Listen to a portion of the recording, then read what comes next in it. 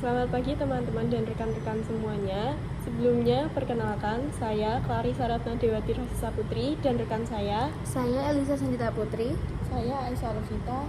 Di sini kami akan mempresentasikan proyek kami, yaitu arsitektur data warehouse untuk analisis kinerja penjualan Toyota Regional Semarang. Yang pertama, deskripsi proyek. Tujuan utama dari proyek ini yaitu mengembangkan sistem arsitektur data warehouse yang dirancang khusus untuk menganalisis kinerja penjualan kendaraan Toyota di wilayah regional Semarang. Cakupan proyek ini yaitu integrasi data dari 3 cabang utama Toyota di Semarang. Fokus analisis pada 3 model kendaraan dengan penjualan tertinggi, implementasi metodologi dimensional modeling, platform analisis komprehensif untuk manajemen, dan arsitektur ETL untuk integritas dan konsistensi data. Untuk latar belakang dari proyek ini yaitu Toyota Regional Semarang memiliki 3 cabang penjualan dengan sistem yang berbeda, sehingga data menjadi terfragmentasi dan sulit dianalisis secara terpadu. Proses pelaporan masih dilakukan secara manual menggunakan spreadsheet, sehingga memerlukan waktu 7-14 hari dan menyebabkan keterlambatan dalam pengambilan keputusan. Di sisi lain, volume data penjualan terus meningkat, sementara sistem yang ada mendukung analisis mendalami atau komparatif. Tantangan utama yang dihadapi adalah integrasi data dari berbagai sumber, keterlambatan laporan, keterbatasan fitur analitik, serta masalah skalabilitas sistem yang berdampak pada kecepatan dan akurasi dalam mengambil keputusan bisnis. Selanjutnya, saya akan menjelaskan tentang permasalahan utama. Yang pertama yaitu fragmentasi data. Di setiap cabang menggunakan sistem terpisah dengan format berbeda. Data tersebar dan tidak terintegrasi. Inkonsistensi penamaan produk, kode pelanggan, dan kategorisasi. Yang kedua, keterlambatan pelaporan. Jadi laporan bulanan itu memerlukan 7-14 hari untuk diselesaikan. Lalu proses pengumpulan dan validasi data masih manual, dan keputusan berdasarkan data yang otentik. Ketiga, keterbatasan analisis. Tidak mampu melakukan drill down analisis yang mendalam, tidak bisa menjawab pertanyaan bisnis secara spesifik, tidak ada kemampuan analisis komparatif antar cabang. Dan yang terakhir, permasalahan skabilitas. Volume data meningkat, menyebabkan query dan reporting lambat. Database operasional tidak dioptimasi untuk analytical workload. Yang terakhir, bottleneck yang mengganggu operasional harian. Selanjutnya yaitu ada kebutuhan bisnis. Yang pertama, integrasi data terpusat, single source of truth untuk semua data penjualan regional, integrasi real time dari 3 cabang dengan format terstandarisasi, automated data synchronization dengan change data capture. Yang kedua, analisis multidimensi. Analisis kinerja dari berbagai perspektif, yaitu waktu, produk, geografis, dan segmen pelanggan. Komparatif analisis untuk benchmarking antar cabang, dan trend analisis untuk pola seasonal dan cohort analisis. Yang ketiga, yaitu dashboard dan reporting user friendly. Eksekutif dashboard dengan high level KPI, operational dashboard untuk middle management, individual performance tracking untuk sales team. Dan yang terakhir yaitu forecasting dan predictive analysis. Self forecasting berdasarkan data historis, predictive analysis untuk customer lifetime value, dan skenario analisis dan what if analysis. Selanjutnya ada arsitektur data warehouse. 1. Star skema model. Ada fake penjualan yang berisi penjualan ID, waktu ID, produk ID, cabang ID, pelanggan ID, pegawai, jumlah unit, harga satuan, diskon, total penjualan, dan komisi. Selanjutnya ada dim waktu, berisi waktu ID, tanggal, bulan tahun, kuartal, hari dalam minggu, nama bulan. Selanjutnya ada dim cabang, berisi cabang ID, nama cabang, alamat, kota, manajer, telepon. Selanjutnya ada dim pegawai yang berisi pegawai ID, nama pegawai, posisi, cabang, tanggal bergabung, target penjualan. Selanjutnya ada dim pelanggan yang berisi pelanggan ID, nama pelanggan, alamat, segmen, telepon, dan email. Terakhir dim produk yang berisi produk ID, nama produk, model, kategori, harga dasar, sama warna. Selanjutnya ada dimension table yang berisi dim waktu, yaitu waktu ID, tanggal, hari, minggu, bulan, kuartal, tahun, is weekend.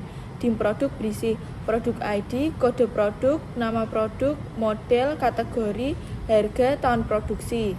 Dim cabang berisi cabang ID, kode cabang, nama cabang, alamat, wilayah, dan manajer cabang.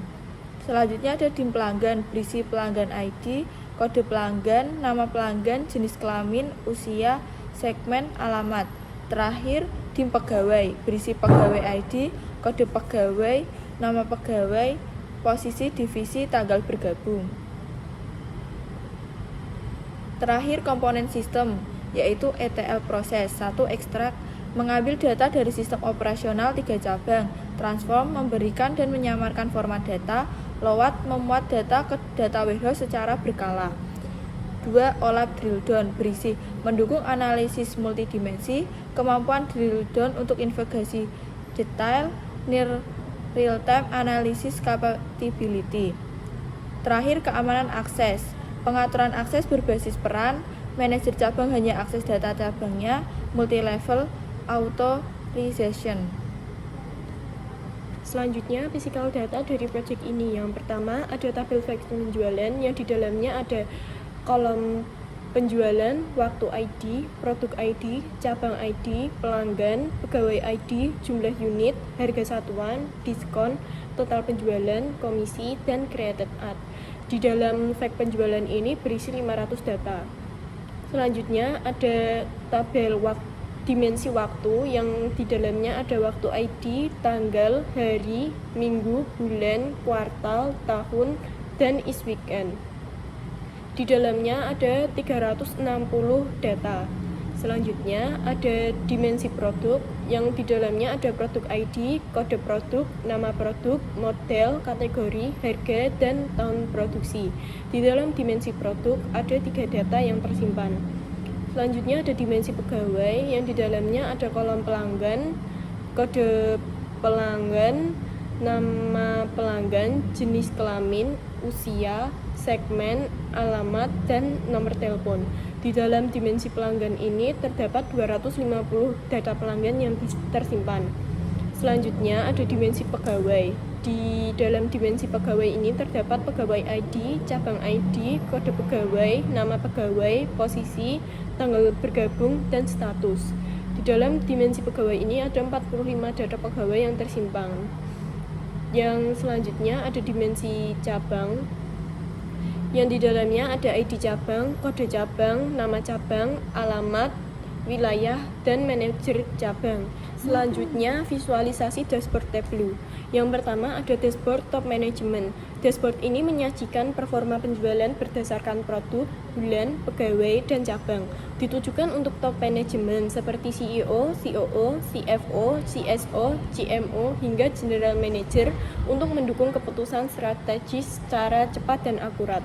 Manfaat utama dashboard ini yaitu mengetahui produk dan cabang terlaris, memonitor tren revenue bulanan, mengevaluasi kinerja pegawai, dan melihat market share tiap model per cabang. Dengan insight ini, manajemen dapat mengatur target, strategi distribusi, promosi, dan insentif dengan lebih efektif. Yang pertama, ada total penjualan produk.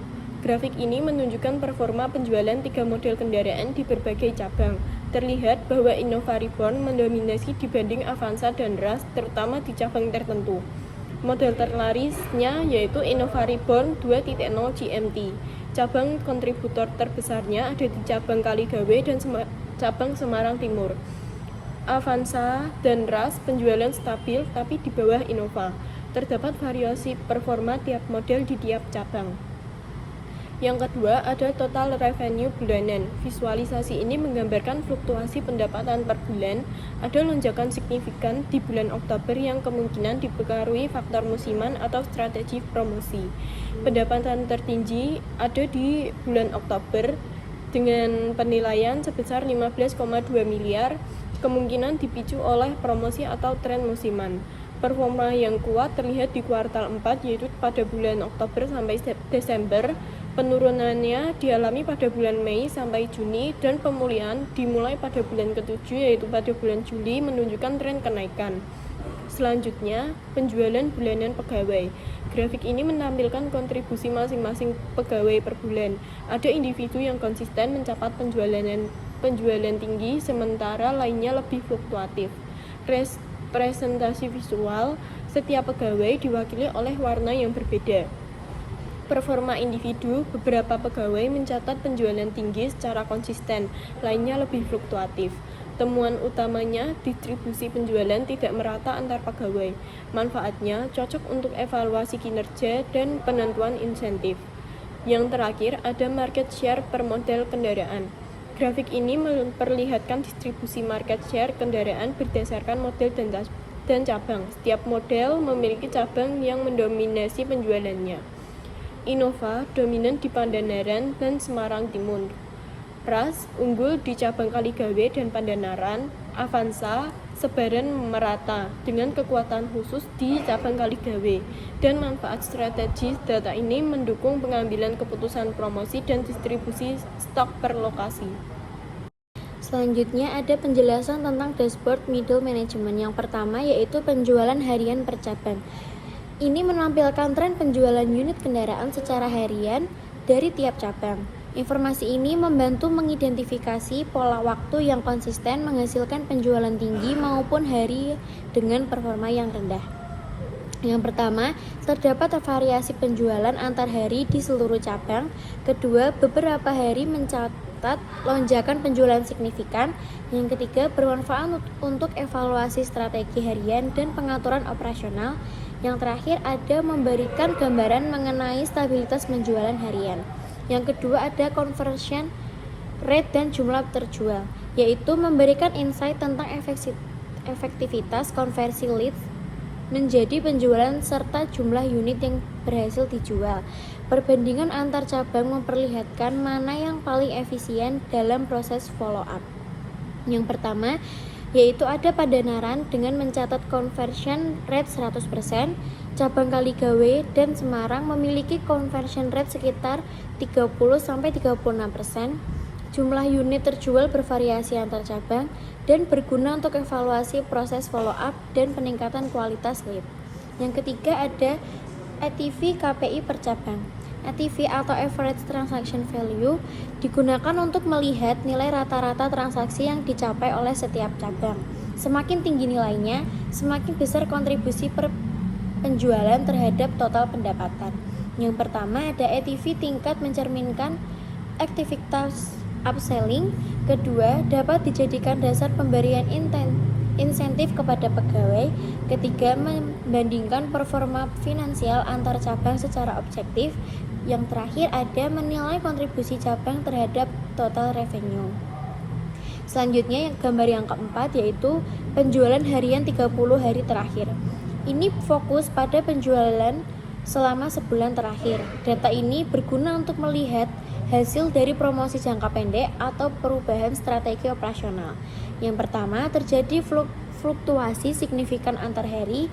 Kedua, beberapa hari mencatat puncak performa penjualan, lalu menyediakan insight tentang stabilitas penjualan jangka pendek, dan cocok untuk analisis mingguan atau evaluasi campaign promosi.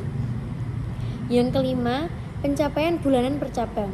Ini memperlihatkan kontribusi masing-masing cabang terhadap target bulanan. Bisa digunakan untuk mengevaluasi performa rutin dan mengarahkan strategi yang lebih efektif. Yang pertama, performa cabang terlihat jelas melalui grafik batang. Lalu, model kendaraan berkontribusi berbeda-beda di setiap cabangnya. Bisa digunakan untuk mengukur pencapaian target. Lalu, dasar strategi penguatan cabang yang lemah. Yang keenam, ada penjualan per hari dalam seminggu. Menggambarkan rata-rata penjualan berdasarkan hari dalam seminggu, dibedakan menurut model kendaraan. Pola ini penting untuk pengaturan waktu promosi dan penguatan tenaga penjualan. Yang pertama yaitu Innova mendominasi penjualan di hari Minggu, Avanza dan Ras cenderung stabil di hari kerja, cocok untuk penyesuaian jadwal promosi, dan bisa digunakan untuk pengaturan shift atau resource. Yang ketujuh, ada ranking performa sales. Ini memberikan peringkat kontribusi pegawai berdasarkan jumlah unit yang berhasil dijual. Data ini bermanfaat untuk identifikasi top performer dan pengambilan keputusan manajerial. Yang pertama yaitu urutan pegawai berdasarkan total unit terjual. Lalu performa sangat bervariasi antar pegawai, dapat digunakan untuk evaluasi insentif atau pelatihan. Lalu yang terakhir memberi pandangan objektif terhadap kinerja. Yang terakhir ada peta cabang. Ini menunjukkan lokasi geografis dari masing-masing cabang beserta nama manajer yang bertanggung jawab di setiap cabangnya. Ini sangat berguna untuk keperluan koordinasi, distribusi atau kunjungan lapangan. Yang pertama, titik-titik menunjukkan lokasi cabang. Kedua, nama manajer tercantum langsung pada peta. Ketiga, berguna untuk alur komunikasi dan pengawasan. Dan yang terakhir, cocok untuk perencanaan distribusi atau kunjungan. Terakhir ada dashboard sales performance. Dashboard sales performance ditujukan untuk memantau kinerja individu dalam tim penjualan seperti pencapaian target, jumlah perjualan per bulan, komisi, dan rata-rata nilai transaksi. Pengguna utamanya meliputi sales supervisor, sales manager, branch manager, hingga HRD dan top manajemen yang membutuhkan data akurat untuk evaluasi karyawan, pemberian insentif, serta pengambilan keputusan strategis terkait pengembangan tim sales. Berisi 1. Pencapaian target individu. Menampilkan presentasi pencapaian target oleh setiap pegawai berdasarkan posisi dan cabangnya. Memberikan gambaran cepat siapa saja yang mencapai atau melampaui targetnya. 1. Posisi yang diamati, admin sales, sales eksekutif, sales supervisor, dan senior sales. 2. Cabang Kaligawe dan Pandanaran mendominasi pencapaian tinggi.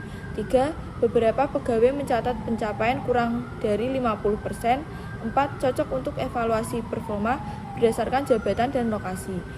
Selanjutnya ada average deal size, menunjukkan rata-rata nilai transaksi per modal kendaraan di setiap cabang, membantu menilai potensi nilai jual per unit dan efektivitas strategi upselling. Berisi 1. Innova memiliki nilai transaksi tertinggi. 2. Cabang Pandanaran dan Kaligawe memiliki nilai rata-rata berbeda.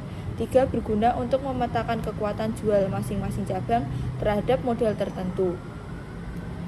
Selanjutnya 3. Komisi earned, membuat nilai total komisi yang diperoleh oleh masing-masing pegawai dari cabang tertentu dapat digunakan untuk melihat kontribusi tertinggi dalam bentuk insentif. 1. Komisi tertinggi mencapai lebih dari 120 juta. Beberapa pegawai memiliki gap signifikan dalam komisi. 3. Menunjukkan reward atas performa tinggi. 4. Individual target achievement. 4. Individual target achievement, melacak target yang dicapai oleh tiap individu berdasarkan riwayat posisi dan tahun bergabung, memberikan konteks pengalaman terhadap pencapaian target. Berisi 1. Pegawai yang bergabung lebih awal cenderung punya performa yang lebih stabil. 2. Riwayat posisi bisa berdampak pada pencapaian. 3. Mendukung pengambilan keputusan soal promosi dan rotasi pegawai. 5. Penjualan per sales per bulan. Visualisasi penjualan per individu setiap bulan sepanjang tahun. Warna memiliki pegawai berbeda, memperlihatkan konsistensi dan lonjakan performa. Berisi 1. Puncak penjualan terjadi di bulan ke-9. 2. Kontribusi pegawai cukup merata namun beberapa menonjol. 3. Dapat digunakan untuk mengidentifikasi top performer secara per bulan. Selanjutnya 6. Matriks individu, menampilkan data pegawai berdasarkan tahun aktif dan cabang, digunakan sebagai referensi untuk pelacakan performa berdasarkan pengalaman. Berisi 1. Fokus pada pegawai di Kaligawe. 2. Terhubung dengan visual penjualan dan komisi. 3. Bermanfaat untuk HR dan evaluasi tahunan. Sekian dari kelompok kami. Terima kasih.